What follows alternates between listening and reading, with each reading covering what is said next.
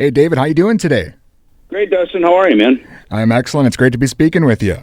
Yeah, thank you. And I'm actually in Mankato right now.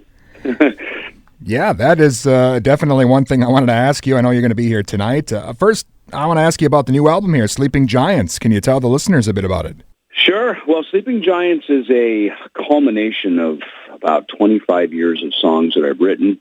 A brand new one called Vultures, which was our lead track off the record, as well as Sleeping Giants and Hammer Comes Down, which are things I've written more recently. And then I went back into the vault and I pulled out some stuff. The F5 demos are things that I collaborated with the guys in F5, a band that I had during the 2000s. And then I even went all the way back to 1993 on some writing sessions that I had with John Bush singing on a track and David Glenn Isley. Yeah, that's awesome. I know you just had the album out with Frank Bello. You've had the book out. I mean, you're definitely not slowing down at all these days. Yeah, I know. You know what? It's a creative season, and I think, when a lot of these things are things that I'm working on kind of in the background, and then their day comes for them to come out and see the light of day. Well, I noticed you're working with Chris Poland on this from, back in the old Megadeth days. What was that like, getting back together with him? It was cool. I mean, Chris and I have remained friends over the years, and he's such a unique player. It's fun to have him guest on something, especially all these years later, and especially with this being on Combat Records, which is a label I now own, which is also me and Chris's alma mater. It was our very first label with first two Megadeth records. Sure. Yeah, and again, you mentioned you're going to be playing tonight in Mankato here at the What's Up Lounge, your Bass Story shows. Can you tell the audience a little bit about that, what that entails? Sure. Every Bass Story tour is a little bit different. I've done everything from kind of clinics and master classes to kind of Q&A storyteller. And this one tonight is based really around the Sleeping Giants album. We play a few classic Megadeth songs that people are going to obviously know and want to be happy to hear. But it's also to promote this new album. And I sing a couple of the tracks. My partner, Tom Hazard, who co-wrote the book with me and co-produced the record, Sleeping Giants album with me. He's on vocals as well. We've got a full powerhouse band with us. So come out for a rock concert tonight. Tonight's in your face. It's a real rock and roll show. Awesome, yeah, and I know you've been at the What's Up Lounge before. That's got to be great for you playing in some of these smaller venues after doing stadiums and that kind of stuff all these years. It is, and it's good. It's great for the fans. They really appreciate us coming in and doing this. And look, Mankato's got a great concert venue now, and obviously great radio stations like yourself to help promote international artists like myself. But, Megadeth has not performed in Mankato yet. So I think for me to be able to come here on my own, I can kind of slide down into the crevices a little easier on my own, doing things like Bass Story and with Sleeping Giants. A lot easier than trying to bring the mighty Megadeth into some of the more outlying areas. We tend to hit the bigger cities on our tours and the bigger, like you say, the bigger arenas and stadiums and things. So this is a cool way to really be personal with the fans. Definitely. Well, I got to ask you what it's like for you when you swing back through Minnesota. Are you trying to get back to meet up with people from back in the day or see any of the hometown sites?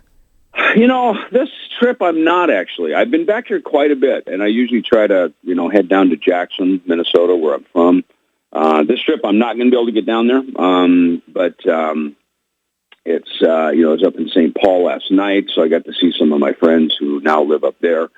And I get back here quite a bit. I get back here 2-3 times a year, it seems like. And that's kept me very connected. And really, a big part of not only this is the Sleeping Giants album, but also the new memoir, More Life with Death. And that book really ties back here to this area, to my roots. And not just my roots, but the Ellefson family, which dates all the way back to the late 1800s when they bought the first farm in Jackson County, and that's where we set up shop. And that farm is still in our family to this day. So we've got a centennial farm, and we're very lucky in this part of the country because we have these deep family legacies and these roots no pun intended, roots in the farmland that go, that really anchor our heritage, both here and back to our forefathers who came over from Europe, and it's a nice, for heavy metal. It's ironic that a farming story and a farming background in my life would really anchor me, Megadeth, and so much of a global heavy metal legacy. It really anchors it right back here into this exact part of the country here in Minnesota. Yeah, that is awesome. And again, Sleeping Giants is out. You mentioned the book, and David Ellefson will be at the What's Up Lounge tonight here in Mankato. I got to ask you also, I know Minnesota fans, we had tickets to see you and Megadeth with Ozzy earlier this month. Of course, that was postponed. And, now with Dave Mustaine's recent health issues, is it possible you guys will be still on that bill when it gets rescheduled here for next year? I guess time will tell. We'll see kind of what we're working on a new Megadeth album as well. A little bit of that kind of now more in the background, but we're still working on that. So I think that new album will drive our plans moving forward into 2020. Excellent. Well, hopefully, if you guys don't wind up on the bill, as you mentioned, you're making your way through Minnesota a few times a year, so hopefully the fans will get to see you in one way or another. Yeah, exactly. And quite honestly, that's why we're doing this tour right now.